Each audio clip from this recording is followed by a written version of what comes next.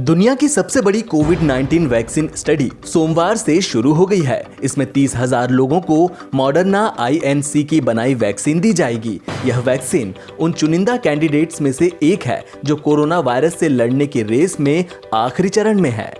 National institutes of health and Moderna INC की बनाई experimental vaccine virus से बचाव कर पाएगी, इसकी फिलहाल कोई गारंटी नहीं है, इसलिए यह स्टडी की गई है।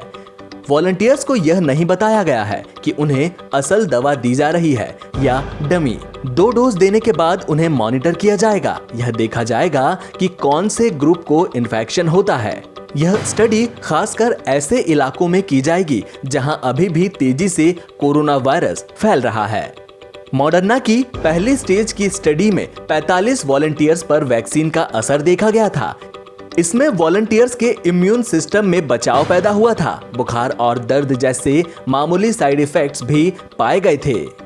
अमेरिका चाहता है कि देश में इस्तेमाल होने वाली वैक्सीन का टेस्ट वह खुद करे। हर महीने एक कैंडिडेट्स का 30,000 वॉलंटियर्स पर टेस्ट होगा। इस टेस्ट में यह भी देखा जाएगा कि ये वैक्सीन कितनी सुरक्षित है। इसके बाद वैज्ञानिक इन वैक्सीन की तुलना करेंगे। अगले महीने ऑक्सफोर्ड की वैक्सीन का टेस्ट होगा। सितंबर में जॉनसन एंड जॉनसन, अक्टूबर में नोवावैक्स की स्टडी होगी। फाइजर INC अपने आप 30,000 वॉलंटियर्स पर स्टडी करेगा।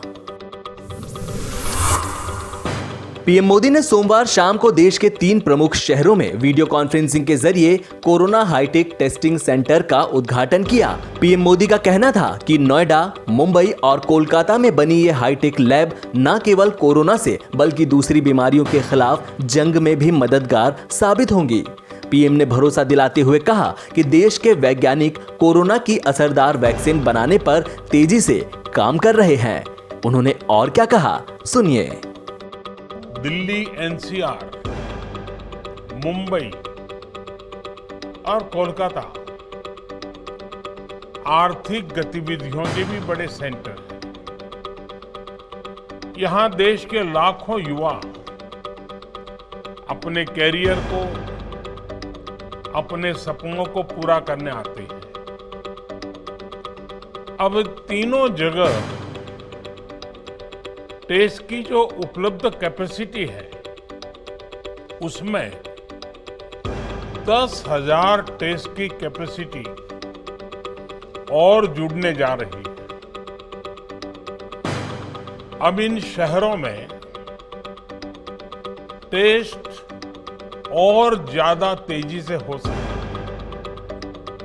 एक अच्छी बात यह भी है कि ये हाईटेक लैब्स सिर्फ कोरोना टेस्टिंग तक ही सीमित रहने वाली नहीं है, और ये बात बहुत महत्वपूर्ण है। भविष्य में हेपेटाइटिस B और C, HIV, डेंगू सहित अनेक बीमारियों की टेस्टिंग के लिए भी इन लैब्स में सुविधा उपलब्ध कराई जाएगी।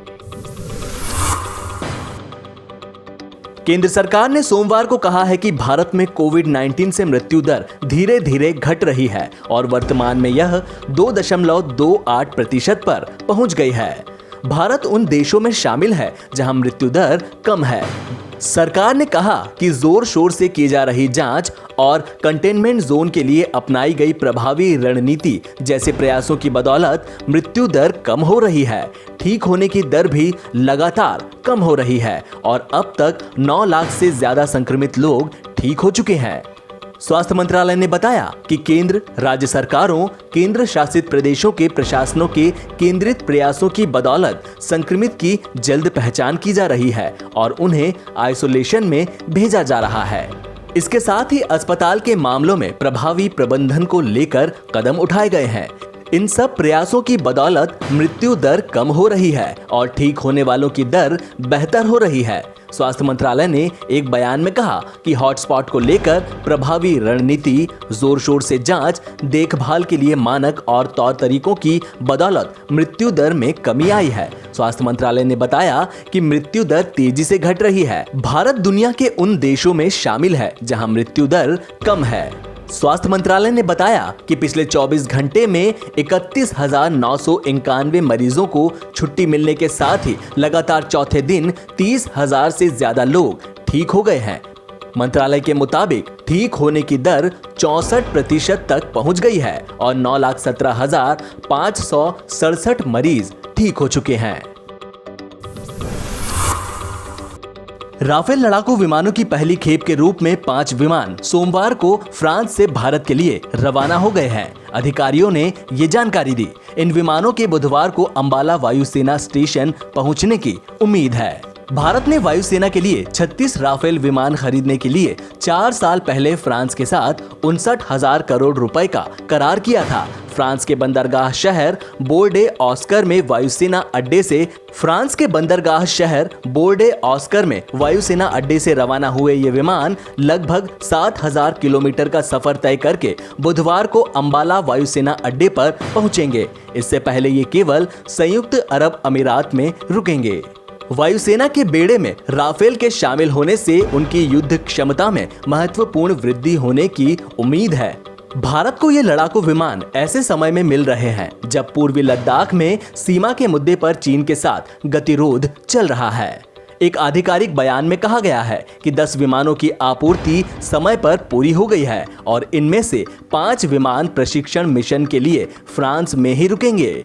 बयान में कहा गया है कि सभी 36 राफेल विमानों की आपूर्ति 2021 के अंत तक पूरी हो जाएगी। वायुसेना को पहला राफेल विमान पिछले साल रक्षा मंत्री राजनाथ सिंह की फ्रांस यात्रा के दौरान सौंपा गया था। फ्रांस में भारत के राजदूत जावेद अशरफ ने विमानों के फ्रांस से उड़ान भरने से पहले भारतीय वायुसेना के पायलटों से बात की। अशरफ ने समय पर विमानों की खेप की आपूर्ति के लिए इसके निर्माता डसो एविएशन को धन्यवाद दिया। राजस्थान के सियासी संकट के बीच हर पल कुछ न कुछ नया ड्रामा देखने को मिल रहा है। अब राजस्थान के राज्यपाल कलराज मिश्र ने विधानसभा का सत्र बुलाने का राज्य मंत्रिमंडल का संशोधित प्रस्ताव कुछ बिंदुओं के साथ सरकार को वापस भेजा है। उन्होंने कहा कि विधानसभा सत्र संवैधानिक प्रावधानों के अनुकूल आहूता होना चाहिए।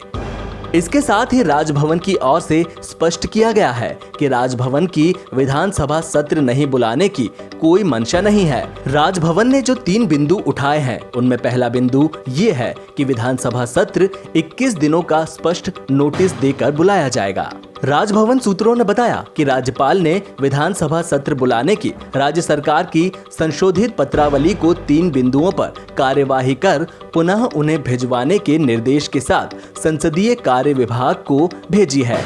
इससे पहले शुक्रवार को राज्यपाल ने सरकार के प्रस्ताव को कुछ बिंदुओं पर कार्रवाई के निर्देश के साथ लौटाया था। सूत्रों ने बताया कि राजभवन ने 3 बिंदुओं पर कार्यवाही किए जाने का समर्थन करते हुए पत्रावली फिर से पेश करने के निर्देश दिए हैं।